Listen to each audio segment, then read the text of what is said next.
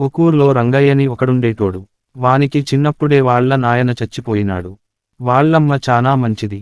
తాను తిన్నా తినకపోయినా కొడుక్కి మాత్రం కడుపు నిండా పెట్టేది. ప్రేమగా చూసుకొనేది.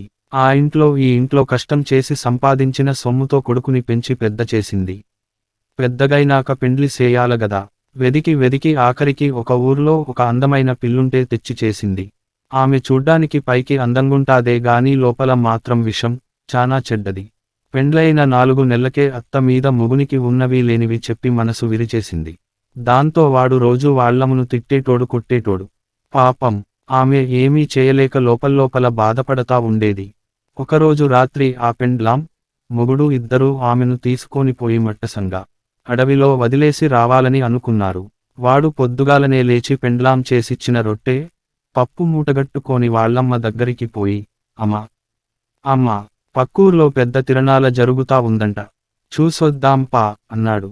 అబ్బ నా కొడుకు మారిపోయినట్టున్నాడు అనుకోని ఆమె సంబరంగా కొడుకు వెంట బయలుదేరింది. అట్లా వాళ్ళిద్దరూ పోతా పోతా ఒక పెద్ద అడవి మధ్యకి చేరుకున్నారు. వాడు వాళ్ళమ్మతో, అమ్మా, నడిచి నడిచి కాళ్ళు నొప్పి పెడతా ఉన్నాయి. కాసేపు కూచో, ఇక్కడెక్కడైనా నీళ్లుంటే పట్టుకోనొస్తా. తిని మళ్ళా పోదాం అన్నాడు. ఆమె సరేసని ఒక చెట్టు కింద కూచొనింది.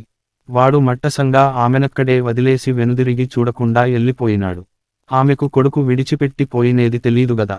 దాంతో, అయ్యో పాపం, నా కొడుకు అడవిలో యాడదారి తప్పిపోయినాడో ఏమో అని అంతా వెదకసాగింది. కాసేపటికి చీకటి పడింది. ఆమె చెట్టు కింద కూచొని కొడుకు జాడ తెలీక కొడుకుకి ఏమైందో ఏమో అని వెక్కి వెక్కి ఏడవసాగింది. ఆకాశంలో పోతా ఉన్న అగ్నిదేవుడు, వానదేవుడు, గాలిదేవుడు ఆమెను చూసి, అరెరే పాపం, ఆ ముసల్దానికెంత కష్టమొచ్చిందో ఏమో, కనుక్కుందాం పా అని మనుషుల రూపంలో కిందికి దిగి ఆమె దగ్గరికొచ్చి, అవ్వా ఎందుకే అట్లా ఏడుస్తా ఉన్నావ్? సింది నీ బాధ అనడిగినారు. దానికా ముసల్లి కళ్ళెమ్మట నీళ్లు కారిపోతా ఉంటే వెక్కి వెక్కి ఏడుస్తా, ఏముంది నాయనా, నా బిడ్డ నన్నిక్కడ పెట్టి నీళ్లు తెస్తానని పోయినాడు. ఇంత రాత్రైనా ఇంకా రాలేదు.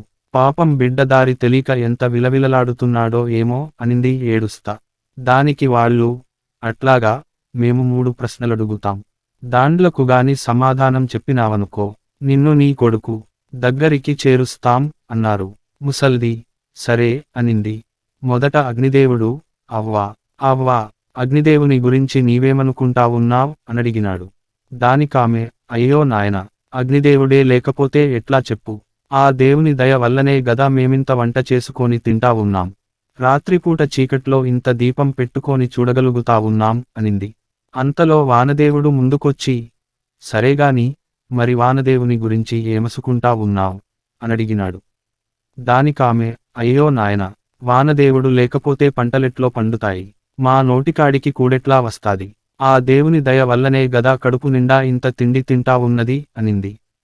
అప్పుడు గాలిదేవుడు ముందుకొచ్చి, సరేగాని, మరి గాలిదేవుని గురించి ఏమనుకుంటా ఉన్నావ్ అనడిగినాడు.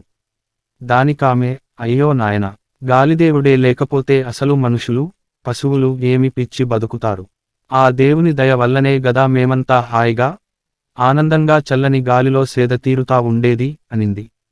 వాళ్ళు ముగ్గురు ఆ మాటలకు బాగా ముచ్చటపడి ఆమెను 16 ఏళ్ల పడుచుపిల్లని చేసి, ఒంటి నిండా బంగారు నగలు తొడిగి, మొయలేనంత బంగారమిచ్చి, పొమ్మా, పోయి హాయిగా ఎవరి మీద ఆధారపడకుండా నీ బతుకు నీవు బతుకుపో, నీ కొడుకు, కోడలు నీవనుకున్నట్లు మంచోళ్ళు గాదు అంటూ జరిగిందంతా చెప్పి పంపించినారు. ఆమె సంబరంగా అవన్నీ తెచ్చుకొని ఒక పెద్దమేడ కట్టుకొని హాయిగా బతకసాగింది.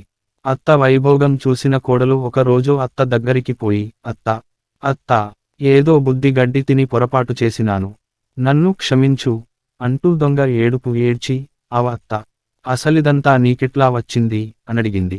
అత్త జరిగిందంతా చెప్పింది. అట్లాగా అని ఆమె ఉరుక్కుంటా మొగుని దగ్గరికి పోయి, అంతా చెప్పి, రేపు నన్ను గూడా తీసుకొని పోయి మీ అమ్మను యాడైతే విడిచిపెట్టినావో అన్నే విడిచిపెట్టు అనింది. వాడు సరేనన్నాడు.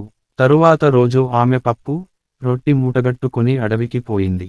వాడు వాళ్ళమ్మను విడిచిపెట్టిన చోటు చూపించినాడు. ఆమె సరేనని ఆడ కూచోని రొట్టి పప్పు బాగా తిని, సరే వాళ్ళు రాకముందే నువ్వు పోయి యాడైనా దాచిపెట్టుకోవో అనింది. వాడు పోయి దూరంగా ఉన్న ఒక పెద్ద రాయి వెనుక దాచిపెట్టుకున్నాడు. కాసేపటికి చీకటి పడింది.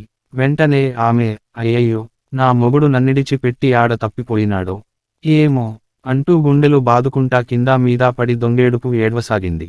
ఆకాశంలో పోతా ఉన్న గాలిదేవుడు, అగ్నిదేవుడు, వానదేవుడు ఆమెను చూసి, అరెరే పాపం, ఆమెకు ఎంత కష్టమొచ్చిందో ఏమో, కనుక్కుందాం పా అని మనుషుల రూపంలో కిందకు దిగి, ఆమె దగ్గరకొచ్చి, అమ్మా, అమ్మా, ఎందుకట్లా పొర్లి పొర్లి ఏడుస్తా ఉన్నావ్?